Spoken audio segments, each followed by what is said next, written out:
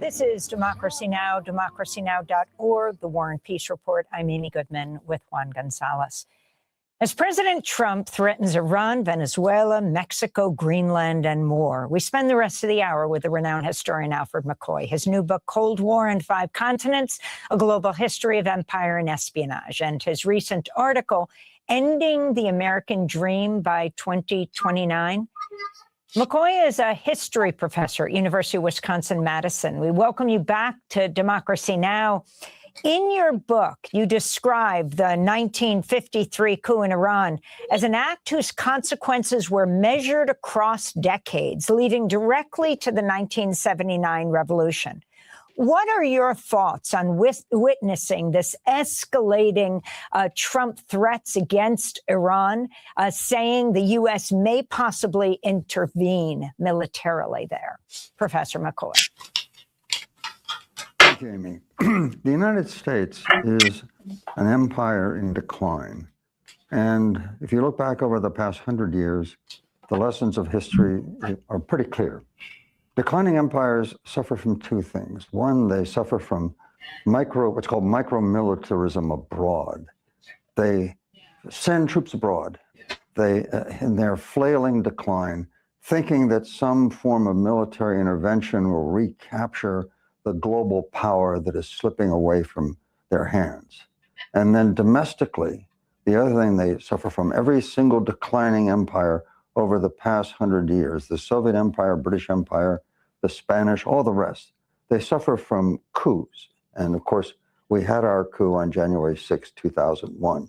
So as American politics become increasingly contorted and irrational, I think the thing to do is to realize that we are an empire in decline, and we are writhing in this kind of irrationality, particularly in the international realm. And it will continue for another decade or two until the American power finally slips away. And Professor McCoy, in terms of this declining empire, the Trump administration, President Trump has said he wants to increase military spending by 50%, from $1 trillion to $1.5 trillion. How does this fit into the flailing of a declining empire, as you mentioned, and also this attempt to reassert control over the Western Hemisphere, to create essentially a fortress of the Western Hemisphere against the rest of the world? The likelihood of that succeeding? Good question, Juan.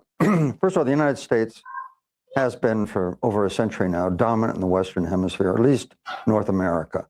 And even with reduced global influence, the United States does have a capacity to exercise military force in the hemisphere. Whether that will produce good relations with our Latin American neighbors is highly questionable. But to turn to your question about this retreat from the world into the Western Hemisphere, that's effectively a near disastrous decision. Right now, we are in a new Cold War, a Cold War between Moscow, Beijing, and Washington. And the object of the new Cold War, just as it was for the old Cold War, is dominance, control over the vast Eurasian landmass. The way the United States won the Cold War, and we did win it hands down, was that we encircled the vast Eurasian continent with an iron curtain, and we defended that iron curtain by rings of steel, naval armadas, aircraft, and above all, military alliances, the NATO alliances on the western end of Eurasia, and 5 bilateral military alliances with Japan, South Korea, Taiwan, Philippines, and Australia on the eastern end of Eurasia. And Washington simply sat back with the Sino-Soviet bloc contained behind what was called the Iron Curtain and waited for a blunder.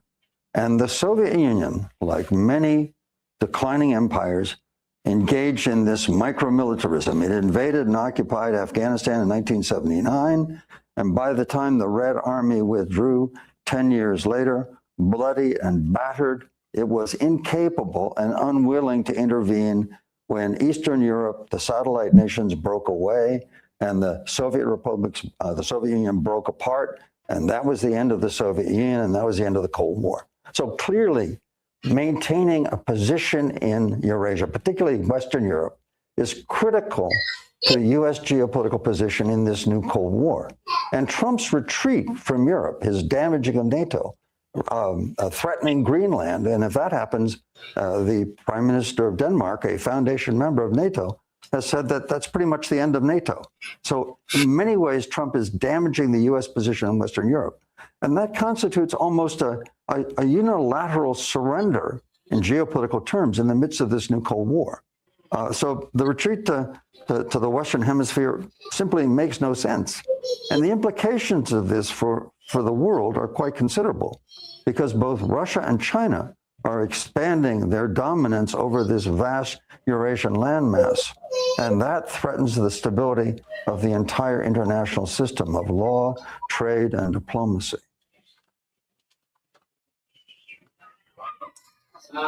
Good evening, everyone.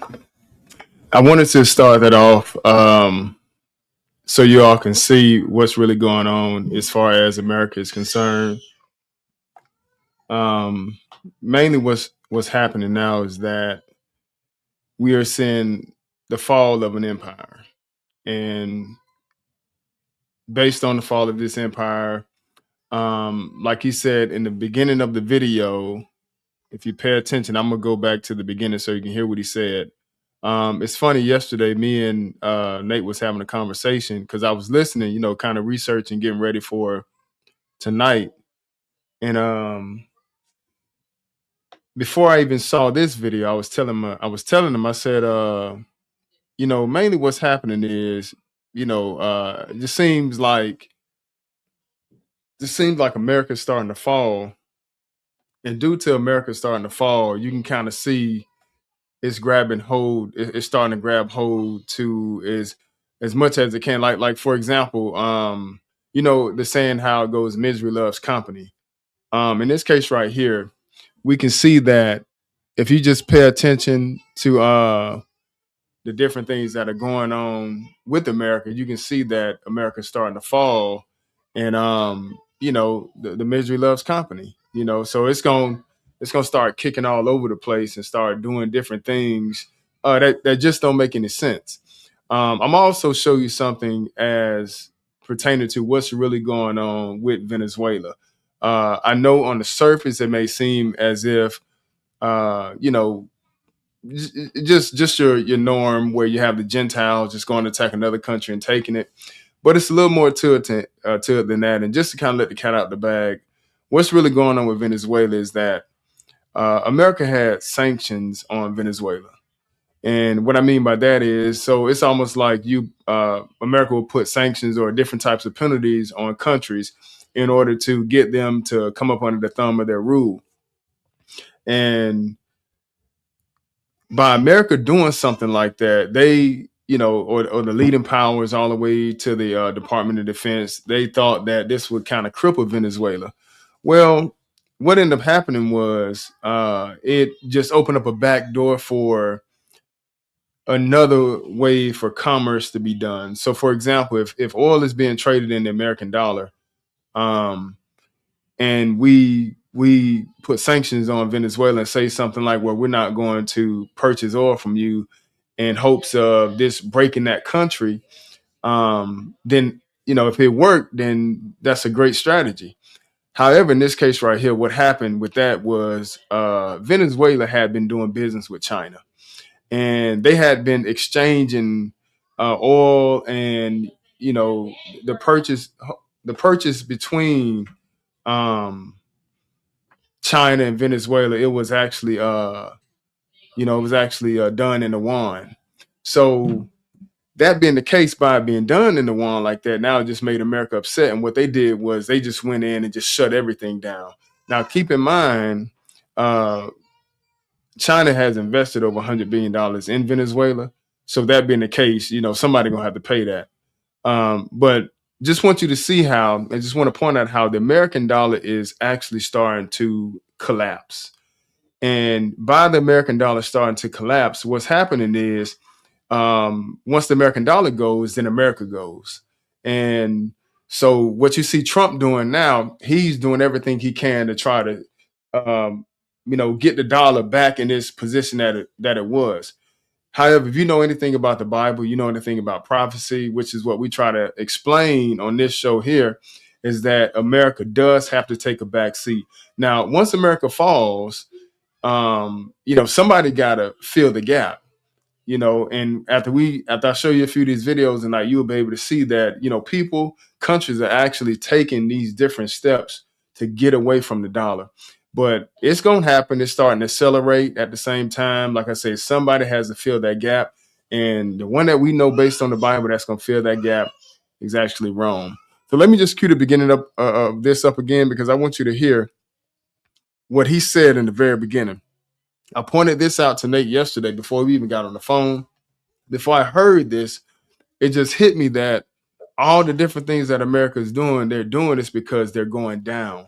So by them going down, they're just going to try to grab as much or as many countries as possible to just bring them down with them or to prop them back up. But now that all these different countries, mainly BRICS, which is what we titled this evening, you got Brazil, Russia, Iran, China, and South America, and some other countries have joined also. But now that they are finding different ways to exchange outside of the American dollar, America or the ones that's behind the dollar, they're starting to panic, which is why now you even hear Trump say he's trying to take Greenland. Greenland is a part of NATO. America is a part of NATO. So now you have the fighting from within. And that's usually how kingdoms fall. They fall from within. We saw the morality go out the window in America, and once the morality goes, everything else starts to, it's just commonplace going to come right after. So let me just cue this one more time and see if you guys can catch that beginning. This is Democracy Now!, democracynow.org, the War and Peace Report. I'm Amy Goodman with Juan Gonzalez. As President Trump threatens Iran, Venezuela, Mexico, Greenland, and more, we spend the rest of the hour with the renowned historian Alfred McCoy. His new book, Cold War and Five Continents, A Global History of Empire and Espionage, and his recent article, Ending the American Dream by 2029. McCoy is a history professor at University of Wisconsin-Madison. We welcome you back to Democracy Now! In your book, you describe the 1953 coup in Iran as an act whose consequences were measured across decades, leading directly to the 1979 revolution. What are your thoughts on witnessing this escalating Trump threats against Iran, saying the U.S. may possibly intervene militarily there? Professor McCoy. Thank you, Amy. The United States is an empire in decline. And if you look back over the past 100 years, the lessons of history are pretty clear. Declining empires suffer from two things. One, they suffer from what's called micro-militarism abroad. They send troops abroad. They, in their flailing decline, thinking that some form of military intervention will recapture the global power that is slipping away from their hands. And then domestically, the other thing they suffer from, every single declining empire over the past 100 years, the Soviet Empire, British Empire, the Spanish, all the rest, they suffer from coups. And of course, we had our coup on January 6, 2001. So as American politics become increasingly contorted and irrational, I think the thing to do is to realize that we are an empire in decline, and we are writhing in this kind of irrationality, particularly in the international realm, and it will continue for another decade or two until the American power finally slips away. Okay, so that's what I wanted to point out. So even the Gentiles can call out what's happening, right? So I just think that's important, because if you notice, he said the next 10 to 20 years. So we are witnessing, we are part of the decline. The different thing about now today and all the empires that was before us, it didn't usher in the coming of Jesus. See, once America declines and falls, what has to happen is, Rome has to come up. And that's what most people are missing. What you have taken place, you are seeing a superpower take a back seat. And all the other countries are starting to maneuver around America to still keep commerce moving, to still keep different products, goods, and services still moving outside of America. That has to happen. Like you said in the very beginning, he said you're starting to see them flailing. So, for example, they just doing everything now, like everything, whatever we can do, whatever they can do to try to keep this place from collapsing. That's what he's going to do. So now, if you're going to do business with, if you're going to be a part of, you call yourself an American ally, you cannot do business with B.R.I.C.S, which is, like I said, Brazil, Russia, Iran, China, South America. But as we're going to see today, it's a lot of countries that are starting to do business with B.R.I.C.S. Let's see here. I'm going to share another video here.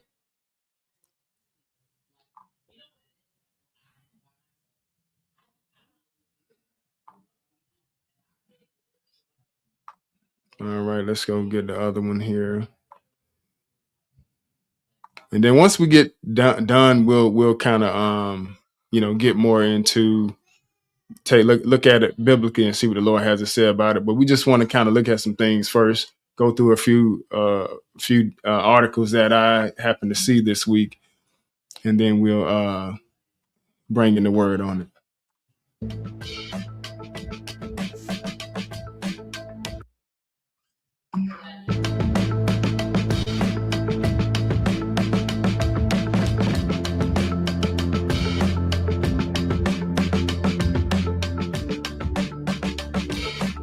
Do you guys see this though? Like just pay attention to this.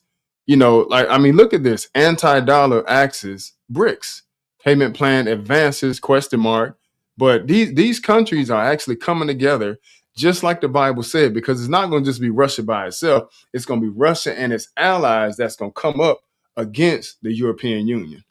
So we're seeing it. We're watching this prophecy unfold. I like the dollar. I'm very strong on the dollar.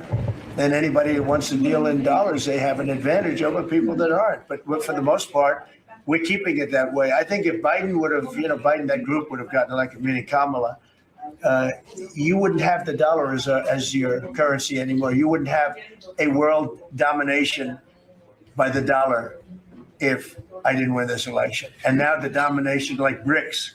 I told anybody who wants to be in B.R.I.C.S, that's fine, but we're going to put tariffs on your nation. Everybody dropped out. They're all dropping out of B.R.I.C.S. B.R.I.C.S was an attack on the dollar.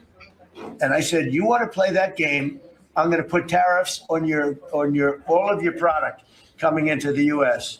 They said, like I said, we're dropping out of B.R.I.C.S. And B.R.I.C.S is— So now we see, was it beginning of last year when he said he was going to start putting all these tariffs on all these different countries? Now, originally, he said that he was putting the tariffs on these countries because, as our products go out of America, we're being taxed, or they're putting tariffs on us in order for our products to come into their countries, right? But now, totally different tune, right? What he's saying is, if you want to do business with B.R.I.C.S, like in other words, if you want to become an ally with Brazil, Russia, Iran, China, South America, then he says, I'm going to tax you. I'm going to put a tariff on you. I'm going to charge you for it because you're doing business outside of the American dollar. And that is a problem. But it's not a problem it's a problem for them. But I just want you all to pay attention to that, because that has to happen in order for the next piece to the puzzle to come on up. And the next one that's coming up is actually Rome. So once America falls, then Rome going to fill those shoes.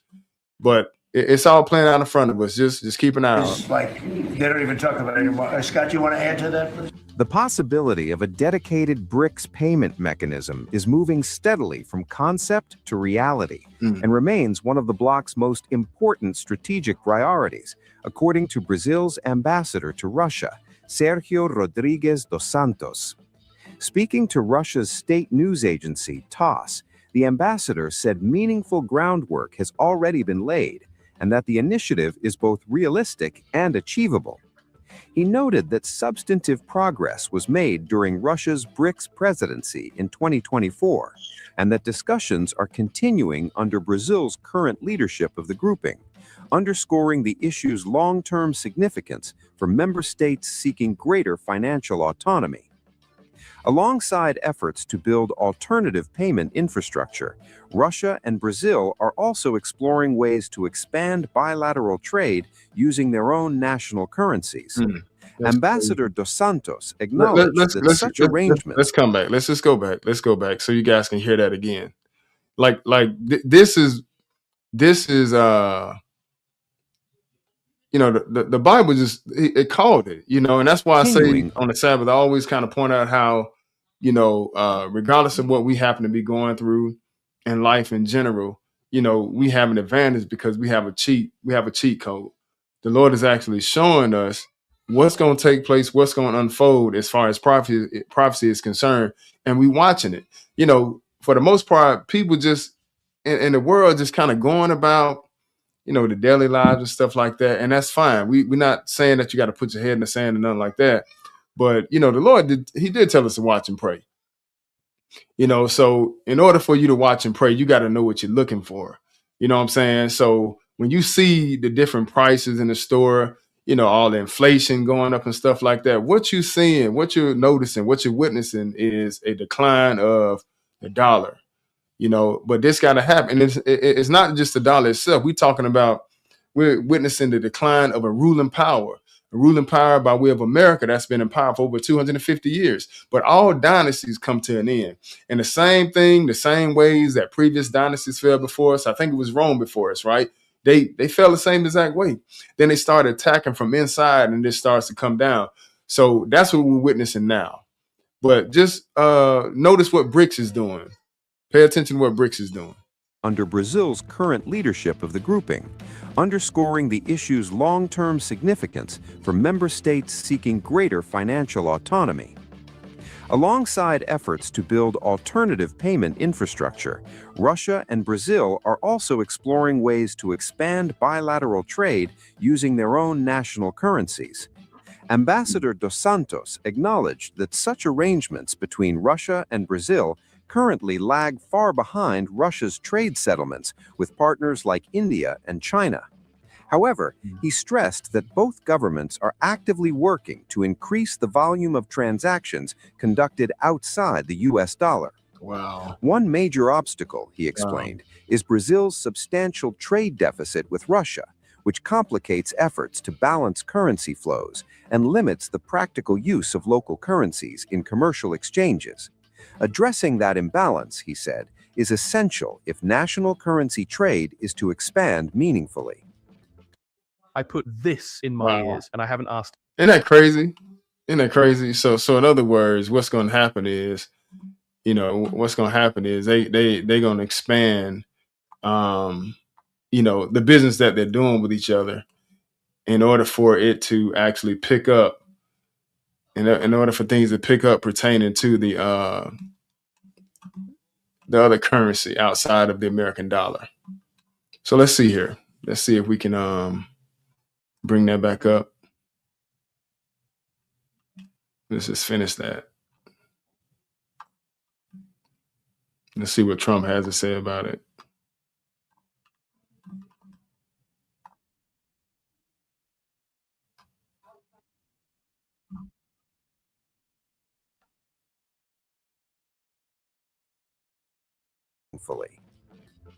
These discussions are unfolding against a backdrop of growing geopolitical friction surrounding B.R.I.C.S ambitions, particularly with the United States under President Donald Trump. Even before returning to office, Trump took a hardline stance against any attempt by B.R.I.C.S countries to weaken the dominance of the US dollar. In December 2024, he warned that efforts to create a new currency or alternative reserve framework were over, threatening punitive tariffs and restricted access to the US market for any country pursuing such moves. The message was clear.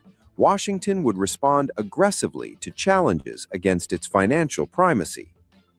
By early 2025, B.R.I.C.S had significantly expanded beyond its original members, Brazil, Russia, India, China, and South Africa, to include Egypt, Ethiopia, Iran. Okay, to include Egypt, Ethiopia, Iran, the United Arab Emirates, and Indonesia. While analysts So now we can start to see how Russia and its allies are starting to come together, right? You know, like we just getting started. Then on top of that, now keep in mind, in addition to that, what's going to happen is if America happens to attack Greenland, then you know what's happening, right? You have fighting going on in-house. And I have another report. I don't know if I have it today. I can't remember if I pulled it up or not. But they were saying how that's going to destroy NATO. So now if that destroys NATO because America attacks Greenland, now you know what got to happen, right? That means Europe has to get its own army. Mainly the defense for Europe is NATO. And America is leading the charge in that. So if they go in and fight against Greenland, take Greenland from them, that's going, you know, like one individual said, that it's going to destroy NATO.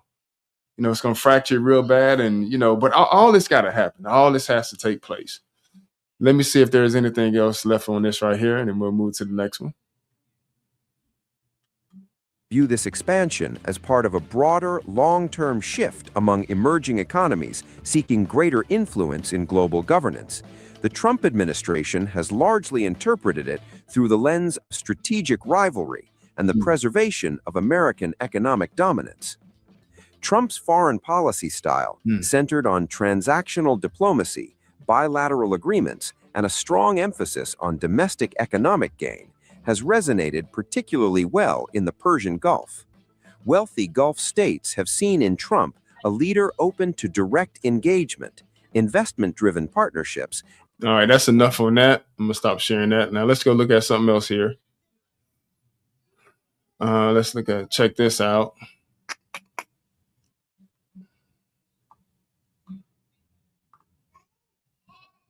All right, this is very interesting. Sense of urgency. And that sense of urgency is essential. When I look around the globe, Russia, China, Iran, North Korea, and others are increasing their collaboration and their cooperation as their interests align. Okay, so like I said, I titled this. Let's see here. The title of this particular episode is, let's see if I can remember it. Okay, it's called B.R.I.C.S, B.R.I.C.S, right? And those are the acronyms for Brazil, Russia, India, China, and South America. Then also that comes with the title, it said the Lord's Army coming together, which is why I wanted you to see this, because it's happening, y'all. It's unfolding right in front of us, and it's starting to come together, starting to pick up. And, you know, just keep your head on a swivel and, you know, get right, man. Get right with the Lord. He can come at any time, you know, but some of us may be around to see this, you know, and if you don't have faith in the Lord, you're not going to be able to stand the test of time. But just know that what this general's saying here, he's pointing out that China, Russia, Iran, North Korea, you know, like the title says, they're ganging up on the West. You know, but America is really going to take a backseat. They just trying their best to keep it together, but it's not going to work. It's not going to work because it has to fall. China, Iran, North Korea, and others are increasing their collaboration and their cooperation as their interests align against us. We see this clearly in Ukraine. While President Trump pushes for a peaceful resolution to a horrible war, China continues to fund Putin's war machine. Iran continues to supply technology and weapons. And North Korean combat troops remain in Russia on Ukraine's border. And of course, there's a confluence between Russia, Iran, and Venezuela and their dark fleet of oil tankers that is helping to fund the war. In the Arctic and the high north, we see a similar trend. Russian and Chinese vessels are conducting more and more joint patrols. Chinese icebreakers and research vessels are in Arctic waters, and their research is not for peaceful purposes. It's to gain a military advantage. Russia, meanwhile, continues testing advanced capabilities in the Barents Sea. As new shipping routes emerge and new resources are discovered, the Arctic only grows in strategic importance. And all of this comes in the midst of an increasing hybrid threat: airspace violations, GPS and GNSS interference, and the shadow fleet in the Baltic Sea threatening underwater infrastructure. In short, the Arctic and Northern Europe by extension has become a front line for strategic competition. Within NATO, Allied Command Operations, the command that SACEUR oversees, has taken steps to strengthen our deterrent posture, much of which is oriented in that northern region, here. Just over a year ago, we established Baltic Sentry, an activity to protect that critical underwater infrastructure. And this past fall, we developed Eastern Sentry to increase our agility and further integrate our air and missile defenses on the eastern flank. More recently, in just the past month, we've realigned the boundaries of our joint commands, and now Joint Force Command Norfolk brings together NATO's activities in the Arctic under one command, allowing us to better defend all allies in Europe, in the Arctic, and the strategic approaches to North America. Allies are also working together closely on Arctic issues. At a recent Arctic Chief of Defense conference, we agreed to increase our understanding of activity in the Arctic, to enhance our domain awareness, and to increase our own activities and exercises in the High North. In short, military cooperation in this region has never been stronger. Moving forward, we intend to expand our intelligence, surveillance, and reconnaissance capabilities, to improve our infrastructure and logistics for military mobility, and to strengthen our presence with Arctic-capable forces, many of those forces here in Sweden. With 7 of 8 Arctic nations inside the alliance, the other one being Russia, we will and we can get this right. Now, what's Sweden's role? As our newest ally, Sweden is instrumental. 2 years in, and you have already demonstrated exceptional commitment. You're the framework nation for our forward land forces in Finland. You're filling staff roles throughout my command, especially in critical positions at Joint Force Command in Norfolk and our Training and Assistance Command for Ukraine. You've contributed capabilities for operations and our vigilance activities across the entire European continent. You're a model for societal resilience. And Sweden is among the top supporters of Ukraine through the prioritized Ukraine requirements list, the Pearl, and a number of other venues. In short, Sweden is setting an example for all of us, and I truly appreciate your leadership. So that's enough on that. I just wanted to point out how this particular general is just bringing up once again the fact that these nations are coming together. And it's not going to be enough. It's not going to be enough. This particular video right here, I want to show you guys exactly what happened, what all this is about, as far as Trump going into Venezuela. And I think this is important because we can actually see, you'll be able to hear, and definitely go do your research as well. But you'll be able to see for yourself, what this is really all about. Because like I said, it may seem like, well, he's just doing this, for no reason, or just Bogart for no reason. But actually, when you think about it, that's not the case.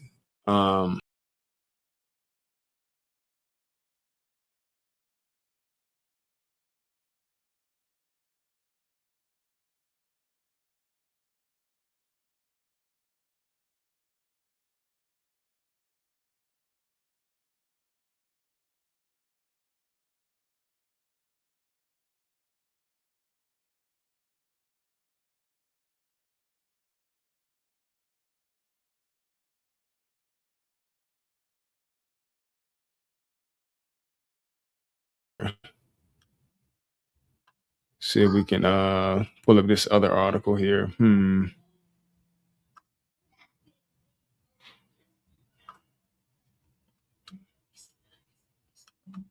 Hold on one second. I'm gonna pull up another. There's one.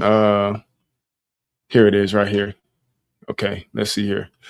All right, so this guy right here kind of gives a good breakdown as to what's going on as far as Venezuela is concerned. I'm not gonna play the whole video. I'll play a good amount of it, probably like the first 7 minutes. But I just advise go back and do a little bit more research on it, and you can verify it and stuff like that. I would advise that. I just want to bring some of these headlines to the forefront. You know what I'm saying? That way, if you happen to see it on TV, if you happen to hear it on YouTube or something like that, or comes up on your phone or your feed, or you can have some type of understanding as to what's going on. All this stuff is not just happening for no reason. It's always around for the reason. So let's just see here if I can get him going. And I was going to start at a 2-minute 59 mark, but I kind of want you guys to see, I might fast forward a little bit, but I just want y'all to see the beginning of it. So just give me 1 second here. Let's get past this commercial. I do have an account where I don't have to do the commercials, but that's a totally different account. And it's going to mess me up. So let's see. Almost overnight, the geopolitical. This is arguably one of the most important things that's happened in geopolitics in a very long time. The United States moved into Venezuela and captured Nicolas Maduro, where he was removed from power. And almost overnight, the geopolitical chess game that's being played in the world right now has changed completely. It happened very fast, and it threw a lot of people off guard. And if you've been following the news, you've probably heard the explanation.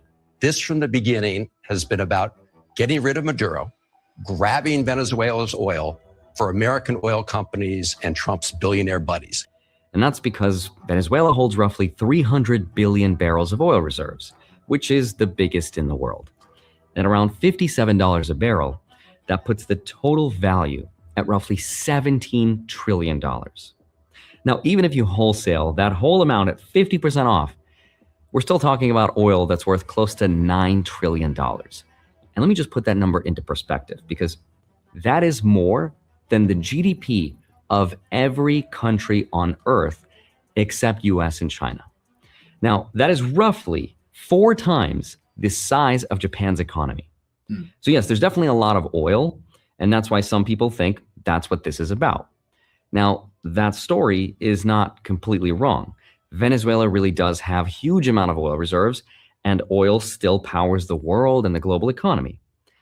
But the truth is, oil has very little to do with this story. If this was really about oil, this operation would have happened years ago, when Venezuela's production of oil was way higher and its infrastructure was less damaged. So then the question is, well, if it's not about oil, then why are we told it's about oil? And that's because that is the story that's easiest to explain. But behind that story is a much more interesting reason. And that reason is how global power actually works in the modern day. So in today's video, I want to explain what that reason really is, why Venezuela was so important to the US, and why China, Russia, and Iran all matter here at the same time. So Iran's in big trouble. It looks to me that the people are taking over certain cities that nobody thought were really possible just a few weeks ago. We're watching the situation very carefully. I've made the statement very strongly that if they start killing people like they have in the past, we will get involved. We'll be hitting them very hard where it hurts. And that doesn't mean boots on the ground, but it means hitting them very, very hard where it hurts. And once you understand this chessboard, hopefully you'll be able to understand the rest of the world and where it might be going next and how it might affect your investments. This story is not just about oil and Venezuela. It is so much more interesting. So with that said, let's get into it. Hi, my name is Andre Jick. Hope you're doing well. Come for the finance and stay for the oil. Except this time, it's not actually about the oil.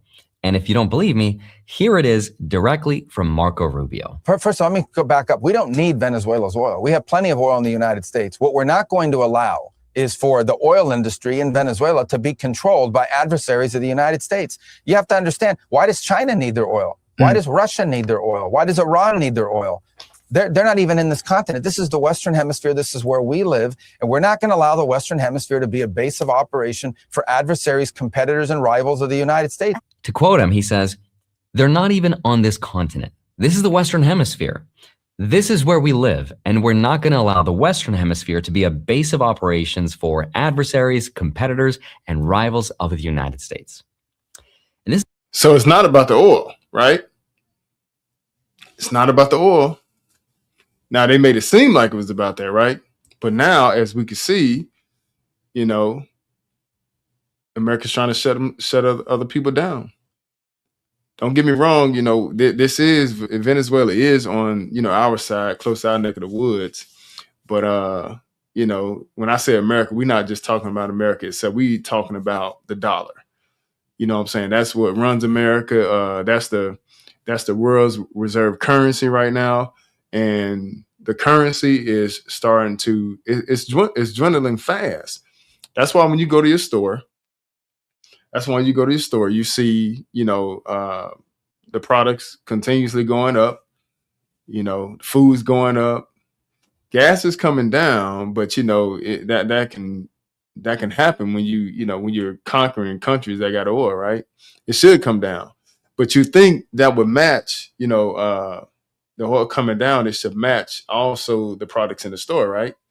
But if you notice, the products in the store is not going down. It's constantly going up. And the reason for that is because once again, then when you start to see inflation like you see it now, that lets you know that that currency is getting ready to go out the door. The first video we saw, he said about 10 to 20 years. So I think that's very important to point out because as teachers, we kind of give you a ballpark, you know, it's not that like we know the time, the day and stuff like that as far as the Lord's return, but based on the signs in the Bible, you can kind of see how things are starting to pick up, you know, and we even go as, you know, as far to say, you know, it seemed like, you know, anywhere 25 years, probably ain't no further than that. And the gentleman said at the beginning of the video, the first one I pulled up, he said about 10 to 20 years, you know, America, the dollar would be completely collapsed. You know what I'm saying? So coming from a natural point of view, which is what the guy was saying on the first video, and we bringing it with a biblical point of view, it's showing you how all things are starting to line up. America is one of the greatest empires, but this empire got to fall. It has to come down due to the fact that Jesus got to come back and set his kingdom up. You know, and you look back at all the different empires before America. I mean, they lasted hundreds of years, you know, had a good time to rule and stuff like that, all the way back to Ham, down to Shem, had a chance to rule the world, and even now the Gentiles have a chance to rule the world. But it has to eventually fall, and that's what we're watching now. Not that I'm excited about it because I live here. You know, I live here, and I wouldn't say I'm not excited about the Lord coming back. I'm just not excited about the fall because, you know, it's going to be a lot of things that's going on. We can already kind of see like the noose starting to get tight, you know, a little tighter, you know. But we got to have faith in God that the Lord going to bring us through this time. And eventually, you know, once Rome comes up, then things going to start to shift against us because we preaching the word. That's all a part of prophecy that's unfolding. But we just getting down into some of the intricacies of what's going on so we can kind of see where we are now in time. This is where it helps to really understand how the United States actually works. You see, we have to understand about the president of the United States is that he's not the one to come up with these ideas to get into Venezuela and take out the leader. As much as some people may love the president, he was not the mastermind of this idea. That would be the job of the Pentagon. Once the Pentagon analyzes the interests of the United States, it then tells the president about the plan, to which the president can decide yes or no. Here's a very basic understanding of how this decision was made. There's three main things that need to be true at the same time for the US to do this. Number one, a rival power puts itself in a strategic region. Number two, that region starts to affect global trade, security, or leverage. And three, it sits inside of or close to America's enforcement zone, aka where the military bases are. Now, Venezuela checked every single box. First, geographically speaking, it sits inside the Western Hemisphere, which the US has treated as a core security zone for hundreds of years. Proximity-wise, Venezuela is close enough that if another country put its military there, it would threaten the mainland. So that's number one. Number two are the resources. Now, oil is nice, but the US has plenty of oil. What the US needs are strategic materials that are used by modern weapons, electronics, and defense systems. Those are the rare earths. And that's where China comes in. China has rare earths, but China and Russia also both need oil. Now, China has invested $100 billion into Venezuela, and they became close friends. The last thing the US wants to allow is for China's presence to dominate and to get their discounted oil from Venezuela while using their currency instead of the US dollar. That's a leverage point. Very important that other countries understand. It's not okay to use their money to buy our oil. You guys see that though, right? So that's what I wanted to point out. I want you guys to see that all these different countries are starting to come up with different ways to do commerce outside of the American dollar. And I was looking at some today, and it was just showing how the more and more America tries to force people to do commerce with the American dollar, the more and more that's going to force all these other countries to come up with different ways to do business outside of the American dollar. You know what I'm saying? So just keep that in mind. But that's what this is all about. And I can understand that. Our forefathers did the same thing. When you look at there's a book called Atlas of the Bible. And sometimes we bring it out during class. But with that particular book, it was showing a scenario, the Maccabees, our forefathers, right?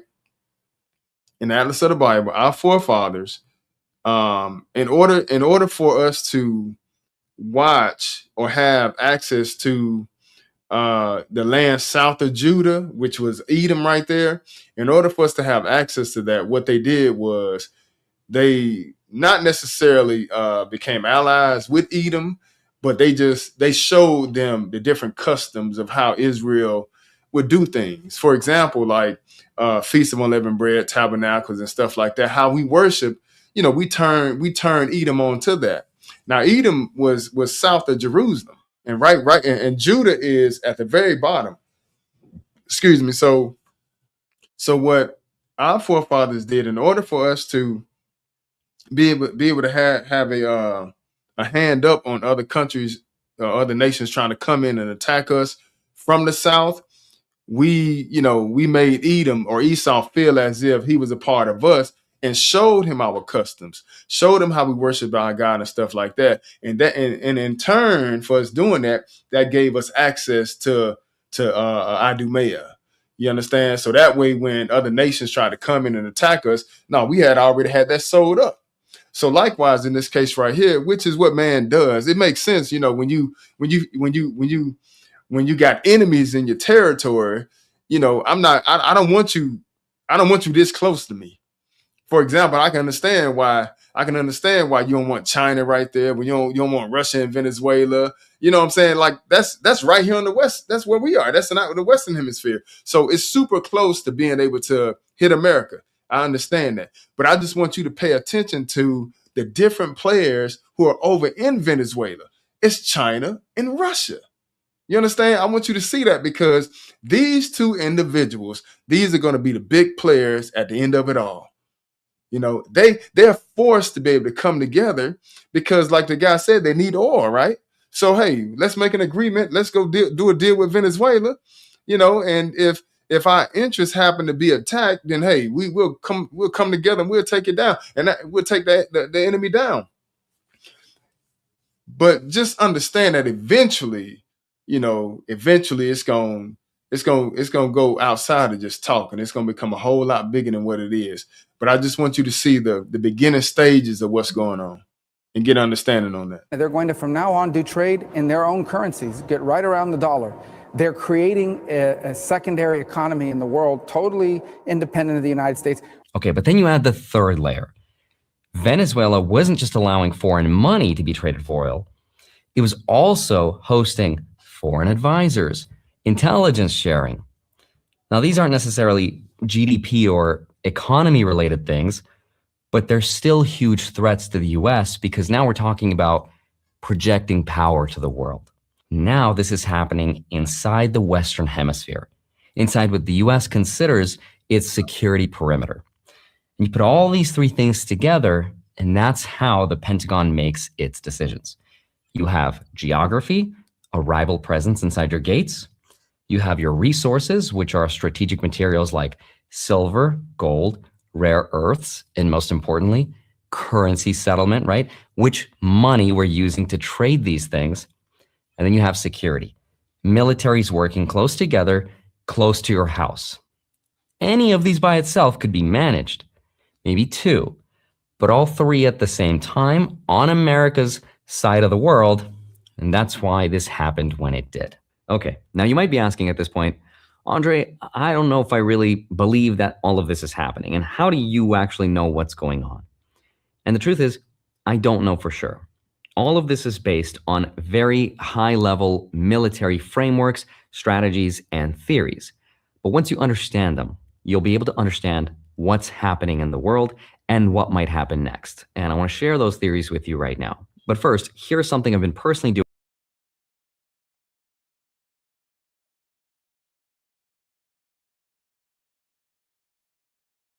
All right, so let's go back over here.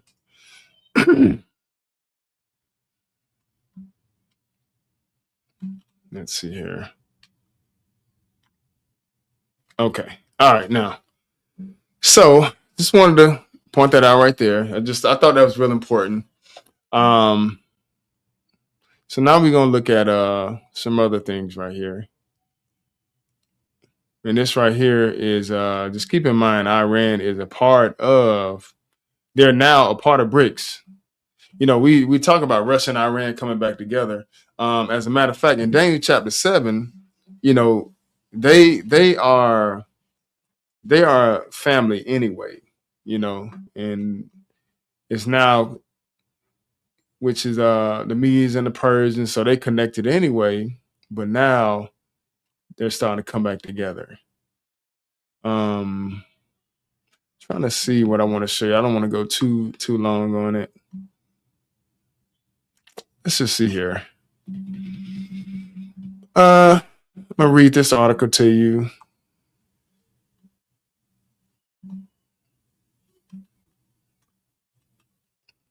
All right, let's see here. White House U.S. airstrikes against Iran are on the table.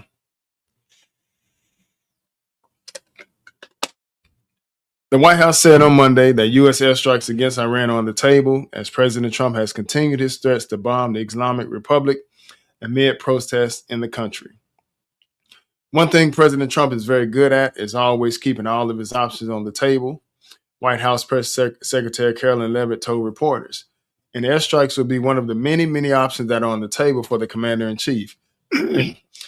Leavitt added that diplomacy is always the first option for the president, though Trump backed an Israeli attack on Iran during the last round of nuclear negotiations back in June.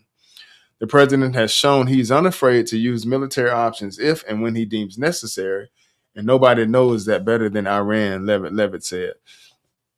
Just so you know, there are some different things in Iran as far as I think it might be the Strait of Hormuz. Yeah, Strait of Hormuz. Which is a strait that delivers oil. And so when Trump, you know, entertains the idea of attacking that, he's trying to shut off all supplies so no one can do any business outside of the dollar. Because by the Strait of Hormuz being in Iran, they can do trade with other countries and they can bypass the American dollar. So this is really why he's trying to go in there. Like the guy said earlier, we got a ton of oil. You know, that's not the problem. The problem is that you got these countries trying to get out of the American dollar. You know what I'm saying? That's what the issue is. They're trying to get out of American dollar. So you starting to see, like I said, you just starting to see America starting to flail up now as it started to go down. They're just doing all types of things to try to keep the American dollar propped up. But all these other countries are starting to make moves outside of America, and that's called outside of the dollar, and that's causing a problem. But the thing is, it got to happen. It has to happen. You know, we just happen to be here to see it going on. You know, and in a sense, it's good. You know, it's a blessing to be alive during this time. Don't get me wrong; it is. You know, it's some scary days, man. You know what I'm saying? Like the Bible talks about, you know, as we get toward the end, it's going to be a bad time and ain't going to be nothing else like it. So I'll be lying to you just to make it seem like I'm just all excited about the end coming. You know, I got family members, I got friends, I'm sure you all do as well, that you want to get the word and at the same time to be able to escape what's going on. But, you know, in order for the peace to come, these things have to unfold. Like it says here in the article, on Sunday night, Trump suggested Iran had reached out to discuss the possibility of holding negotiations, and suggested he was open to diplomacy, but also said he was considering very strong options. Iran's foreign minister said that a communication channel between Trump's envoy, Steve Witkoff, and the Iranian foreign minister, Abbas Araghchi, remains open. Let's see here. Wall Street Axios and the Wall Street Journal both reported on Monday that Trump was leaning toward bombing Iran, but was still exploring the possibility of negotiations. However, it's unclear what sort of diplomatic deal would satisfy Trump as he continues to shift the pretext for potentially launching another war. In recent weeks, Trump has threatened to bomb or support an Israeli attack on Iran if it rebuilds its civilian nuclear program or continues its conventional missile program. And this really ain't got nothing to do with us. But, you know, one way to get yourself out of the debt is going to war. But this time right here, we're not going to be able to go into war and pull ourselves out of debt. You know why? Because they're going to use a totally different currency. So how are we going to get out of it? But this is how, you know, as far as history is concerned, this is how they would get themselves out of war. I mean, out of debt. Just, you know, you fight your way out. But it's not going to work this time. Of course, you see in the picture, you see Israel is there. Israel is there. We saw a couple episodes ago. It might have been last week, I think, or the week before last. We pointed out the fact that Netanyahu was going to meet with Trump about attacking Iran. So it seems like in this article that Iran has done something to us, but really the problem is Israelis, they are the ones that want to attack Iran, you know. But eventually we're going to see what's going to happen. I did see some earlier tonight that actually said that the airspace in Iran was closed. So that means that they're probably going to go ahead and go through with it. Let me see if I can pull that up. You know, but they just keep on poking at the bear, man. Just keep on poking at the bear. You know, I can remember as a kid, this covert intel. It says open source intel, U.S. to attack Iran in coming days. So that's probably going to take place, guys, just so you know. But I can remember, you know, back in the day,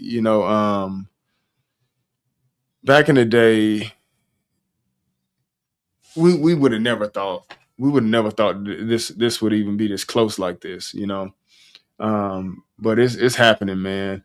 I personally think that all this is starting to unfold now.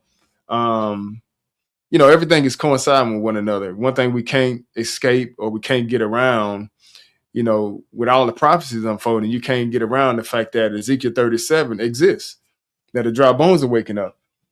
Lord starting to pour out his spirit on his people. And you just keep in mind, like over the next 5 years, man, this movement it's gonna be a whole lot bigger, you know, a whole lot bigger. 10 years, it's gonna be massive all over the world, you know. So it's like all the things are starting to fall in line with the awakening as well. So, but it gotta happen. But you can go check out that article, finish reading that. Just want to show you that the White House has stated that U.S. airstrikes against Iran are on the table. So probably in the next few days, it probably will be going down. So just keep that in mind. When it does happen, you don't got to be shocked because you done already looked it up. It's on antiwar.com. You can news.antiwar.com. You can pull that up and look for that article there. All right, let's go look at something else. Let's go see what else we got here. I got several articles, guys. I'm not gonna pull them all out. I'm gonna just see what's necessary. This is another article stating that okay, let's read this though. Let's read this. Hold on. Let me see here.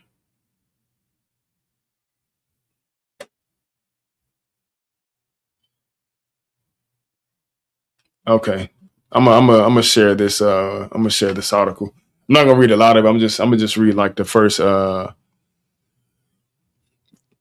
paragraph. So let's see here.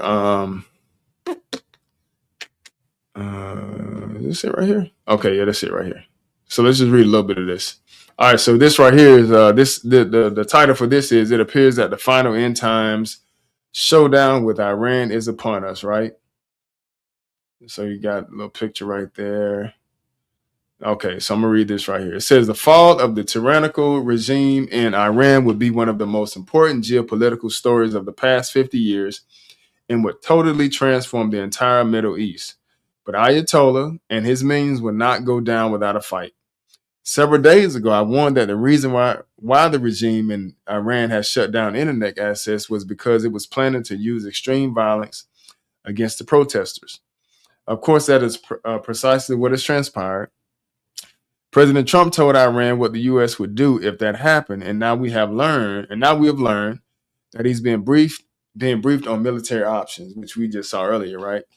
When Trump hits Iran, the Iranians will strike back by targeting U.S. bases and Israeli cities. Oh, wait a minute. Y'all see that right there? Because Israel is the one that drummed this mess up anyway. So, I mean, it just kind of makes sense, man. But goodness gracious. Like we casualties of war, man. We ain't got nothing to do with this. We just minding our business, trying to go to work, trying to feed our families and serve the Lord. And, it's like we casualties of it. Hopefully we not. But I'm just saying, we collateral damage in a sense. We have nothing to do with this, but the people at the top, they're fighting, and always the citizens that happen to be the product of it, When Trump hits Iran, the Iranians will strike back by targeting U.S. bases and Israeli cities. Once Iranian missiles are fired at Israeli cities, Prime Minister Benjamin Netanyahu will not hesitate to unleash the full force of the IDF on the Iranians. That is Israel Defense, something like that. So just want to point that out to you. Let's move a little further. Let's go over to here. Let's see here.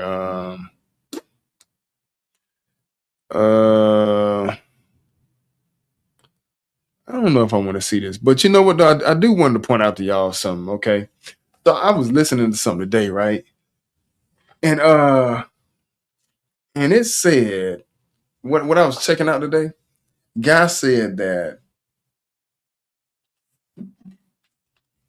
on January 12th, right? January 12th, a law was passed that all the banks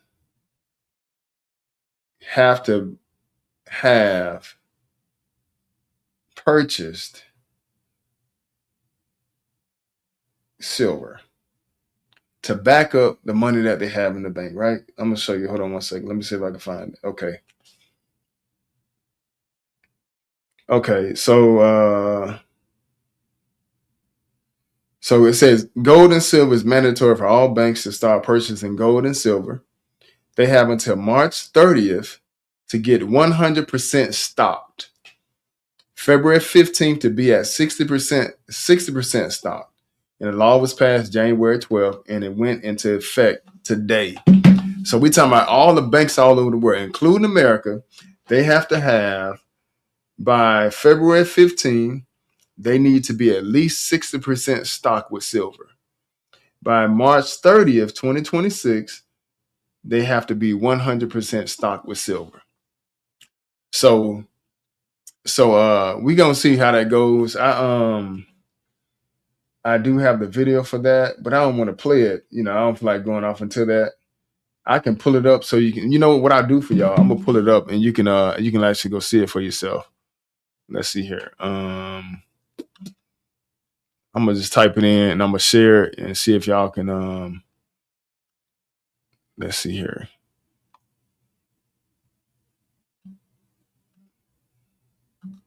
Okay, we're gonna go to my history right quick, and I'm gonna see if I can see it, and that way you guys can go watch it. Just like the first 15 minutes of it, y'all can check it out, and just check out what it's saying, man. It's crazy. All these things are unfolding, man. All these things. Let's see here. Let me see what the guy's name is. Let's see here. I wasn't gonna put this on here, but since we're talking about it, it's very important though. It's very important. So I can at least put it up for you guys. I mean that's what this page is about. Just bringing up prophecy and kind of putting everybody on game. You know what I'm saying? So you'll kind of know how to move about. And not trying to put no fear out there, nothing like that. But at the same time, just want you to we just need to be aware. That's all. We can just be aware and ahead of the game. All right, so let's see here. All right, I might play like a few minutes of it, y'all. Okay, let's see here. I'm gonna see if I can share this with y'all. Let's see here. Peace, Hebrews. All right, let's see here. All right. I'm gonna play a few minutes of it. Like I said, I wasn't this wasn't a part of it, but I was listening to it today, while I was out working, and I just thought it was kind of crazy, man.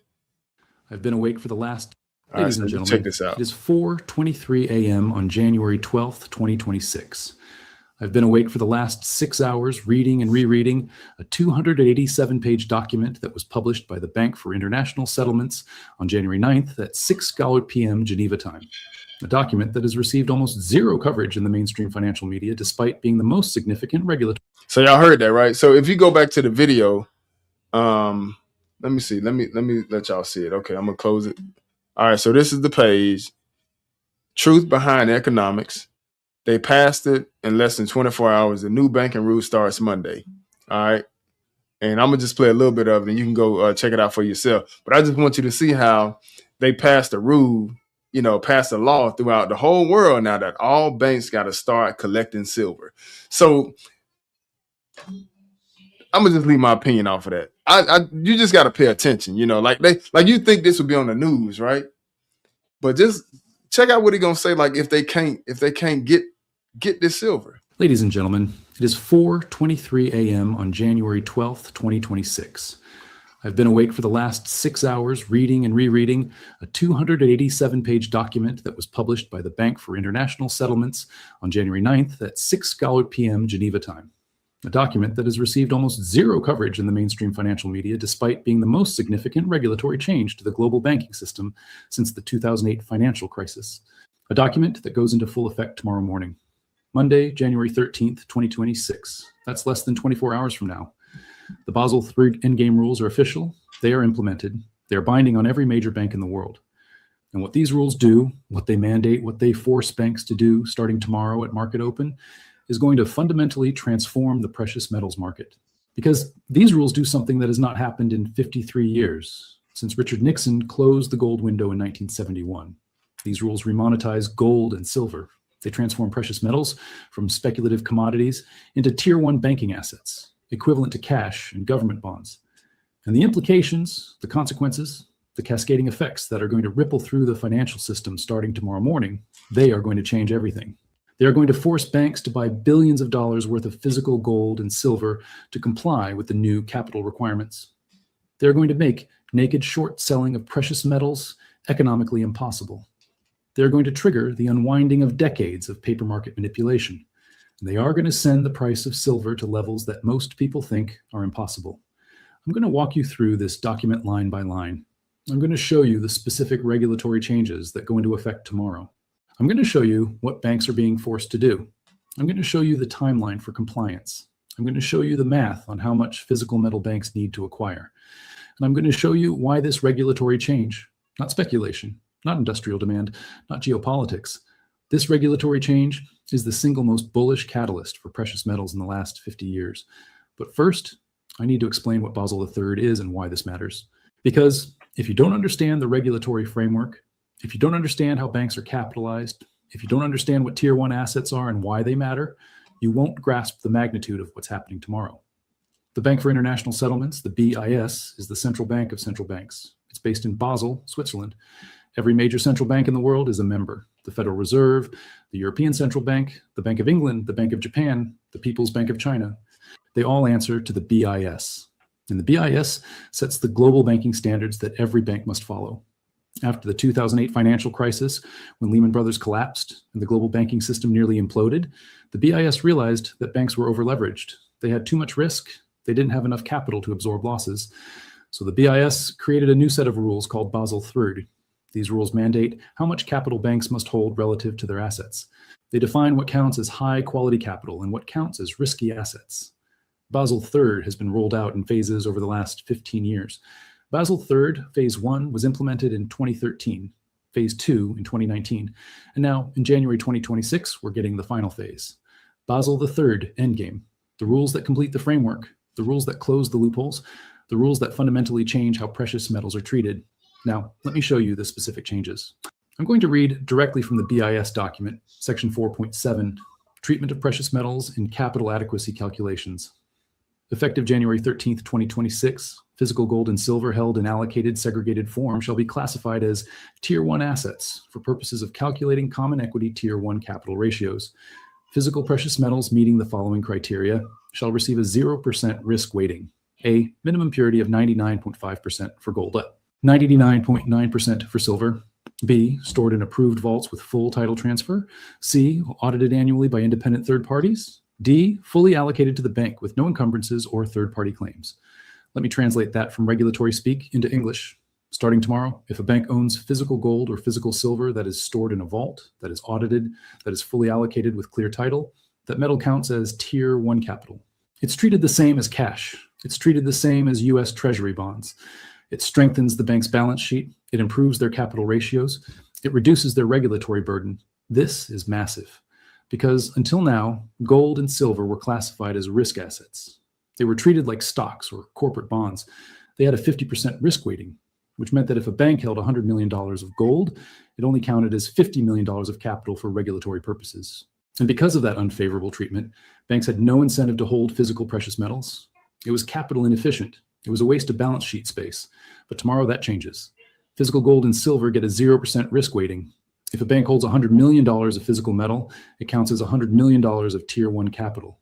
It's capital efficient. It strengthens the balance sheet. It helps the bank meet regulatory requirements. So banks are going to want to hold physical precious metals, not because they're speculating on price, not because they think gold and silver are going up, but because holding physical metal improves their regulatory ratios and reduces their capital requirements. But here's where it gets even more significant. Let me show you Section 4.8.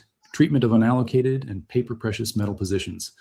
Unallocated precious metal positions, including but not limited to forwards, swaps, options, and ETF holdings not backed by segregated physical metal, shall be classified as derivative exposures, subject to the credit valuation adjustment framework. Such positions shall carry a minimum risk weighting of 85% and shall be subject to net stable funding ratio requirements with an available stable funding factor of 50% and a required stable funding factor of 100%. I have no idea what he's talking about. Let me translate this one too, because it's critical. Starting tomorrow, if a bank holds paper gold or paper silver, if they have positions in gold futures, silver forwards, unallocated precious metal accounts, any position that is not fully backed by physical metal in a vault, those positions are treated as high-risk derivatives. They get an 85% risk weighting, and they require twice as much stable funding as they provide. What does that mean in practice? It means paper precious metal positions are capital intensive, They're expensive to hold. They penalize the bank's balance sheet. They make it harder to meet regulatory requirements. So banks are being given a choice: hold physical metal and get favorable regulatory treatment, or hold paper metal and get punished. The incentive structure has completely flipped. And here's the part that's going to blow up the silver market. Section 4.9, treatment of short positions in precious metals. Short positions in precious metals, whether outright or synthetic. So in other words, just so you know, right? So back in I think in the 20s, I'm not mistaken. Let me know if I'm wrong, but I think might have been the 20s, right around the time when they formed the Federal Reserve. Back in the day, the dollar bill that you have, that's a note, right? That note it's a note or a piece of paper that you'll be able to take to the bank, in exchange for gold. Like, for example, say I purchased some gold and silver, right? Didn't want to store it at the house or something like that, right? Or I want to get my value off of it. I would make an exchange with the bank. I take it to the bank. They would hold the gold for me or the silver, and they would give you a currency. They give you a note, a bank note, right, which is a dollar bill. And anytime you want to go back and exchange that, you say, okay, well, I want my gold, my physical assets, in this case, gold and silver. You exchange the note, and they give you a gold and silver. And that's how the dollar is backed up, right? So, for example, I don't know how it goes completely, but I just know that the dollar would be backed up by the amount that you agreed to in gold, right, or silver. Like, for example, so now today, I bought 10 ounces of silver back in 2008, 2008 and 9 when I was going through my little New World Order phase. I bought some of those things down as low as $11 an ounce, anywhere from $11 to $19. I think the highest I went was $21 an ounce, right? And now today, that silver is worth at least $65. I did see yesterday that it went up to $92. You know what I'm saying? So in other words, so what's happening here is they done passed the law that the banks, you go get some gold and silver because this stuff need to be backed up some type of way. You understand what I'm saying? And that's mainly what's being done now. So just imagine over the next month or so, all the way to up to February 15th, 60%, they have to show that they've complied by at least having 60% of silver assets as far as all banks are concerned, right? And then by March 30th, they have to have 100%. They have to have had to complied 100% and met all requirements that the central bank of the whole world has ordered. So what this guy is mainly letting you know that it ain't gonna happen. You know what I'm saying? Like, it's not gonna happen. They can't even produce that much silver in a year. But I just wanted to point that out because I just want you to see how all these different things are being done because the dollar bill is starting to crash. It's going down. And this ain't on the news. It ain't talked about in the churches or none of that. Ain't nobody saying nothing about it. But all these things are happening. And once again, it's not to put any fear in anybody, but it just always, it'll suit us good if we know what's going on ahead of time. But hopefully you were able to get that page and you can go back and watch the rest of it on your own. Definitely informative. But let's go look at something else. Bringing in here one of the players in the big scheme of things. Let's see here. They are. See, this is what's gonna happen. Check this out. See, this is what they're gonna do. They're gonna keep on poking. Notice what this guy gonna say. This is on Hal Turner. China warns USA: if you want war, you will get war. If you want to have war, you will get war. If you want to destroy China, you will be destroyed. If you want to impose nuclear war on China, you will be wiped out by nuclear war. This is very serious. China's policy is very clear. China will not fire the first shot, but China will not allow you to fire the second shot. If you have not watched the Victory Day parade in Beijing on September the 3rd, one of the weapons China demonstrated is a missile with all the warheads. We call it 61 because it can contain 60 nuclear warheads plus one hydrogen bomb. Now, in the world of today, let me tell you, which country has hydrogen bomb? China is the only country with hydrogen bomb. And that ICBM can cover every corner of the world in less than 20 minutes and destroy any target in any corner of the world without any possibility of being intercepted. I hope Washington has learned the lesson. Man, that's crazy. That is crazy, man. What in the world? Oh my gosh. Man. Give you guys some homework. And next week when we come back, I would like for you guys to just kind of put it in the chat over here. Go look up Board of Peace. Board of Peace is that is a new committee that Trump has put together with 15 different leaders throughout the world. And it's mainly being talked about as if it's something to it's mainly being talked about as if it's something to kind of keep Gaza under control. But I think I haven't had a chance to read it yet. But if you go into the intricacies of it, the Board of Peace is going to kind of spread out throughout the whole world and some of the different things that they have up their sleeve. So we're going to open up the Bible. Let's go to 1 Thessalonians 4. I know it was a lot tonight as far as our different videos are concerned. I wanted to do that because, I just wanted to, just kind of, bring it home a little bit so we can kind of really see what's going on in the world today. That's why it's called Hebrew News Network, because we want to bring the news, I do see something on the Hal Turner page. It does say something about, like I said, U.S. to attack Iran in the coming days.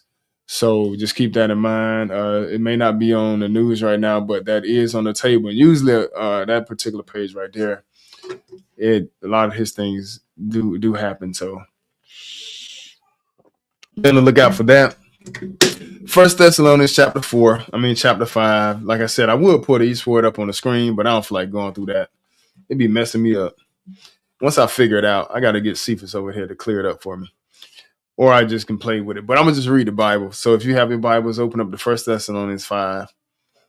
In verse 1, it says, "But of the times and the seasons, brethren, you have no need that I write unto you. For yourselves know perfectly that the day of the Lord so come as a thief in the night. For when they shall say peace and safety, then sudden destruction come upon them as a travail upon a woman with child, and they shall not escape. But you, brethren, are not in darkness, that day should overtake you as a thief. You are all the children of light and the children of the day. We're not of the night nor of darkness. Therefore let us not sleep, as do others, but let us watch and be sober. For they that sleep, sleep in the night, and they that be drunken are drunken in the night. But let us who are of the day be sober, putting on the breastplate of faith and love, and for helmet the hope of salvation. For God have not appointed us to wrath, but to obtain salvation by our Lord Jesus Christ, who died for us, that whether we wake or sleep, we should live together with him." And that's what this is for. Go over to Matthew 24. That's what this is for, because, the way we can get ahead of it as far as spiritually is concerned is to pay attention. You have in the Sunday churches where people, they don't want to know what's going on. You know what I'm saying? Like you can tell I'm sleepy, y'all. But, you can kind of tell how, you try to show them things that are going on. They don't want to hear it. And it's not just that they don't want to hear things pertaining to current events. They don't want to hear things pertaining to the Bible at all. Anything that has to do with the end of the world, they don't want to be informed about that. But that's the very thing that the Lord has put on the table for us to kind of keep us abreast pertaining to what's going on, to what's coming, right? So like Paul was saying, look, we not of the day. We're not of the night. We children of the day. So by us being children of the day, guess what? It's not going to catch us off guard like it's going to catch everybody else. But what do we have to do? We just got to make sure we keep paying attention, keep paying attention. You have, even with some people pertaining to the Bible, people may not be disciplined enough to sit down and read the Bible a lot. So, Lord just put it in my heart. Let's just kind of make it interesting, because for me, the Bible is interesting. I love it, but it's more than one way to skin a cat. You know what I'm saying? Like they said, more than one way to clean a fish. And sometimes, different things that are going on in the world, which is what you see a lot. You see a lot of that on the news. You hear a lot about it on you see it on social media, different things that are going on in the world. But, everybody has opinions, a lot of opinions that are out here on the social media sites and stuff like that. But no one is really, for the most part, outside of, the brothers that are in the word, breaking it down, and teaching people about what's really going on and what we really need to prepare for, But so it's okay for us to look at the current events that are going on in the world. It's okay for us to do that. Okay for us to look at that and also give a biblical perspective as well, along with those events. And that'll make things a whole lot clearer. So Matthew 24, we're going to pick this up at verse 29. Matthew 24 and verse 29. No, Matthew 24 and verse 32.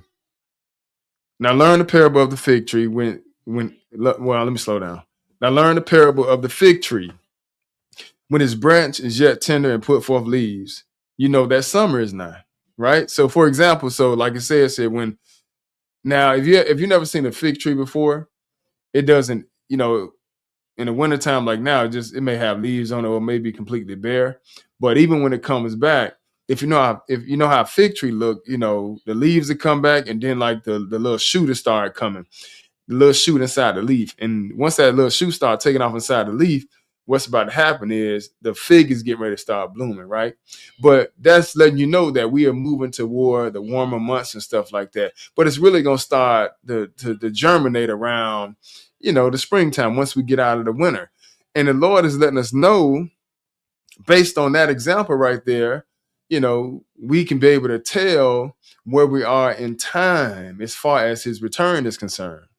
So it said, now learn the parable of the fig tree. When its branches yet turned and put forth leaves, that summer is nigh. So likewise, when you shall see all these things, know that it is near, even at the doors. Verily I say unto you, this generation shall not pass till all these things be fulfilled. Heaven and earth shall pass away, but my word shall not pass away. But of that day and hour knoweth no man, no, not the angels of heaven, but my Father only. And that's how it was when Jesus, like we seen when Jesus was on the scene, he speaking as a man, but when he went up to heaven, now look, all things been revealed to him. But as the days of Noah were, so shall also the coming of the Son of Man be, right? So in other words, pertaining to the Lord's second coming, it's going to be just like the days of Noah. And if you look around, you see, for the most part, everybody is just concerned about what they got going on. You know what I'm saying? What they got going on, what's the next holiday coming up? What's the next church event coming? I'm talking about false churches. That's they concerned about all that, going to work on the Sabbath. They ain't worried about keeping God's feast days. Ain't worried about keeping his Sabbath. None of that. Ain't worried about his dietary law. Listen, people just for the most part are just focused on getting money. That's it. And this is where this is the what's going to catapult them into getting caught off guard. Like we just read in 1 Thessalonians. Look, those are children of the night. So we're not going to be like that. We're going to be sober.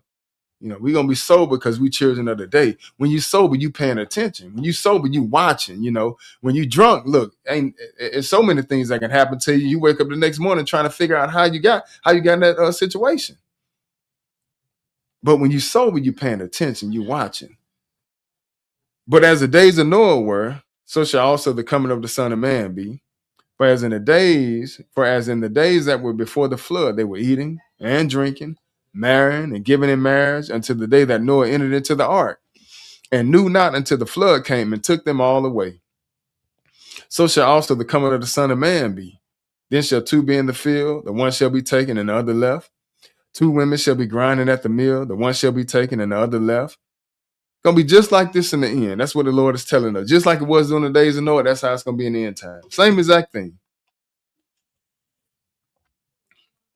Eventually ended up happening. Look, the word got killed off.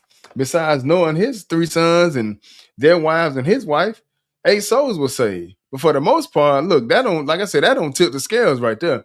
You're talking about 8 people compared to all the people that was around during that time. That's how it's gonna be in the end.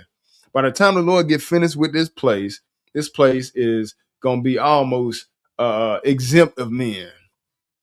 You know, that's why it's gonna be amazing to find a man walking around here, because the Lord gonna kill so many people when he get back. So it's gonna be a man gonna be like Ophir. But he said they knew not until the flood came. In other words, when he said they're gonna be like Ophir, you know, the golden wedge of Ophir, that's how a man gonna be when the Lord get back. Like, in other words, you know, I ain't really seen no Ophir. You know what I'm saying? I don't know nobody that's seen the golden wedge of Ophir, right? So that being the case, that ain't too common, right? That's not too common. Not something that's mainly accessible to everybody across the board. Well, guess what? That's how man gonna be when the Lord get back. He gonna be knocked off so many people. You know, it's gonna be amazing to see a man around.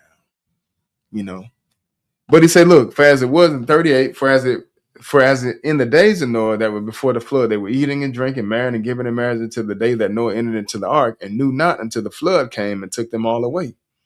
So shall also the coming of the Son of Man be. Then shall 2 be in the field, the one shall be taken, the other left, just like during the days of Noah. You know, just like during the days of Noah. Left Noah them alive, the other ones he killed them, knocked them off. Same thing gonna be with now today. 2 women shall be grinding at the mill, one shall be taken, the other left. Then he says here something very key. Watch therefore, for you know not what hour your Lord doth come. But know this, that if the good man of the house had known in what watch the thief would come, he would have watched and would not have suffered his house to be broken up. Therefore, be ye also ready. Hold on one second, y'all. Let me make sure my granddaughters ain't leaving. Okay, because I know they here. They're probably going to leave soon. I just want to make sure I see them.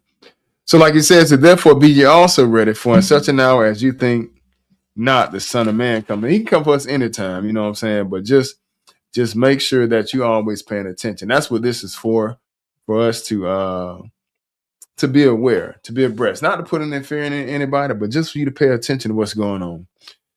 Who then is a faithful and wise servant whom his Lord have made rule over his household, to give them meat in due season? Blessed is that servant whom his Lord, when he come, shall find doing so.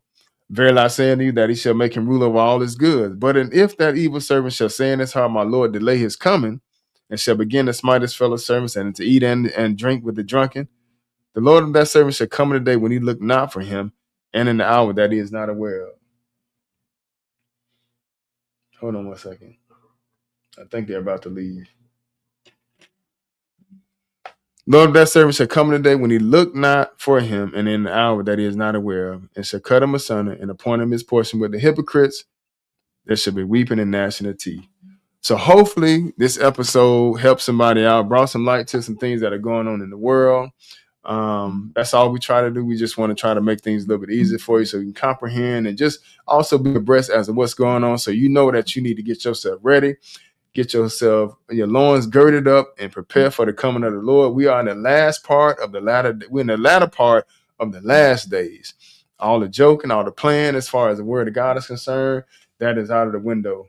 So while you have the opportunity to repent, start keeping God's Sabbath, start turning back to his laws, statutes, and commandments, and hopefully we can see each other in the kingdom of God. Hope somebody got some understanding in Jesus' name.